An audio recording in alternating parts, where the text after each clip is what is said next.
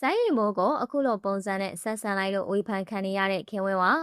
ပရိသတ်များအားလုံးပဲမင်္ဂလာပါရှင်ပြီးခဲ့တဲ့ရက်ပိုင်းကမန္တလေးမြို့မှာရှိတဲ့နာမည်ကြီးရွှေဆိုင်ဒီဇိုင်းရဲ့ promotion ပွဲမှာအနုပညာရှင်နှစ်ဦးဖြစ်တဲ့ခင်ဝင်းဝါနဲ့စိုင်းရီမိုးတို့အတူတကွတက်ရောက်ခဲ့ကြပါတယ်အားလုံးသိကြတဲ့အတိုင်းခင်ဝင်းဝါဆိုတာရုပ်ရှင်လောကရဲ့ထိပ်တန်းအကယ်ဒမီမင်းသမီးတစ်လက်ဖြစ်ပြီးစိုင်းရီမိုးကတော့လက်ရှိဇက်သပင်လောကမှာပရိသတ်အခိုင်အမာနဲ့အောင်မြင်နေတဲ့မင်းသားတစ်ဦးဖြစ်ပါတယ်ဒီလိုမတူညီတဲ့အမှုပညာနယ်ပယ်နှစ်အခုကထိတ်တန်းကျယ်ဝတ်နှစ်ဦးဆုံတွေ့ကြချိန်မှာ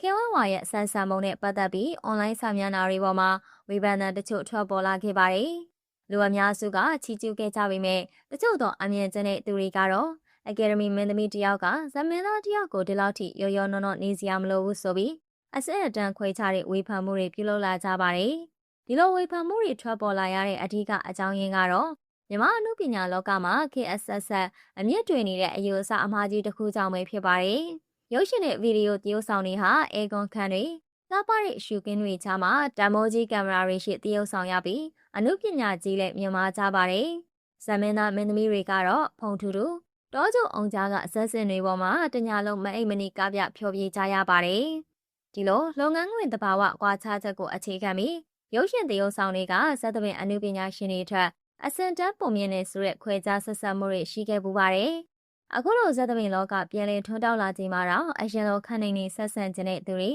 မာနထားခြင်းတဲ့သူတွေရှိနေသေးဆိုတာဒီဝေဖန်မှုတွေကတတ်သိပြနေပါတယ်။ဒါပေမဲ့ခင်ဝင်းဝါကတော့အဲ့လိုအစင်တန်းခွဲခြားခြင်းတဲ့သူတွေရဲ့ဗတ်ဆက်တွေကိုသူမရဲ့အပြုံးတွေနှွေးထွေးတဲ့အပြုံးမိုတွေနဲ့ပိတ်ပြလိုက်ပါတယ်။လူပေါ်လေမှာစိုင်းရီမိုးကိုစတင်ဆုံတွေ့ချိန်မှာ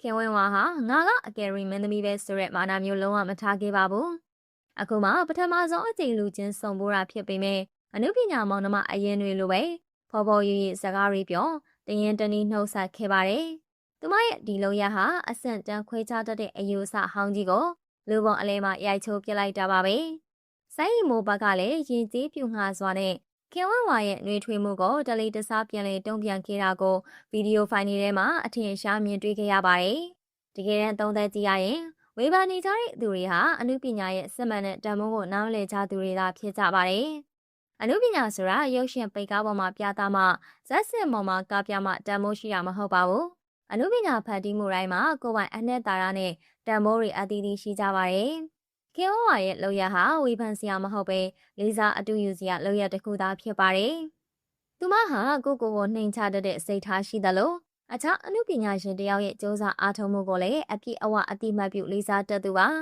ဒီလိုမာနာကင်းမဲ့ပြီးလူသားချင်းကိုချင်းစာတရားပြေးွားတဲ့စိတ်ထားလေးကြောင့်ပဲသူမဟာပရိသတ်တွေရဲ့အသေးဆွဲအချက်တော်အဖြစ်ဆယ်စုနှစ်နဲ့ချီပြီးရပ်တည်နိုင်ခဲ့တာပဲဖြစ်ပါတယ်